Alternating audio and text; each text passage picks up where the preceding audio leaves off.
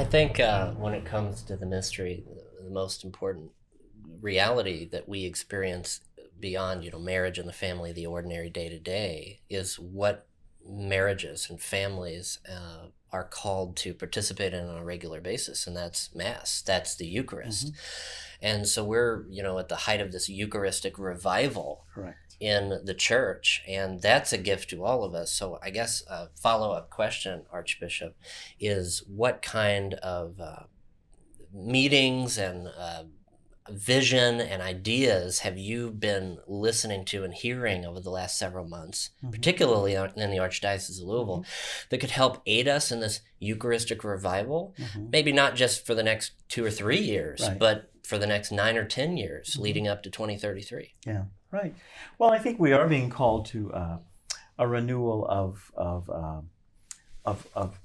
who the Eucharist is. Going back to the image, it's about a person, Jesus Christ, and the power of love. I mean, we've talked a lot about love, but in explaining the Eucharist, I often say to people, human love can change things, can't it? And they go, well, absolutely, love changes things. I said, well, think of divine love. And they go, okay. And I said, now, is it such a stretch to believe that divine love, which is so much more than human love, can transform bread and wine into the body and blood of Christ?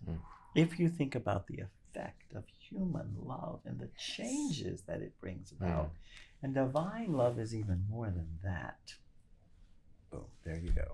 The Eucharist. Did you ever hear the song, The Power of Love? It was, I think, it was in the 1980s. It was always featured in Back to the Future. It's a curious thing. So, yes. I was in high school. Probably college.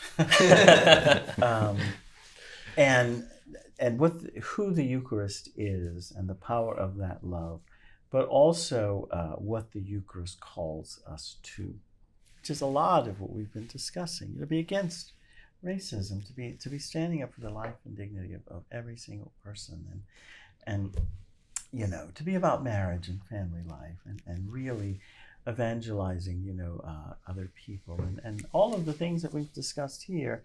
If you understand completely what the Eucharist, who the Eucharist is, then we know when we receive the Lord, what is I am not receiving the Lord to say, it's so good to have you, Jesus. No, that's one side of it, but I'm receiving the Lord so that he can then empower me to go do something. Right.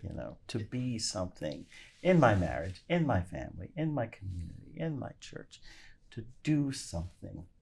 So the Eucharist is a wonderful gift, but the Eucharist is a powerful challenge as well. It reminds me of the quote from St. John Chrysostom that says, if you don't recognize the beggar at the church door, if you don't recognize Christ in the beggar at the church door, you won't recognize him in the chalice at the altar. Yeah, exactly. All right. Well, we're gonna kind of conclude that segment there. Archbishop, thank you so much for being with us. We want to give you an opportunity. If there's anything you'd like to say to our audience, feel free.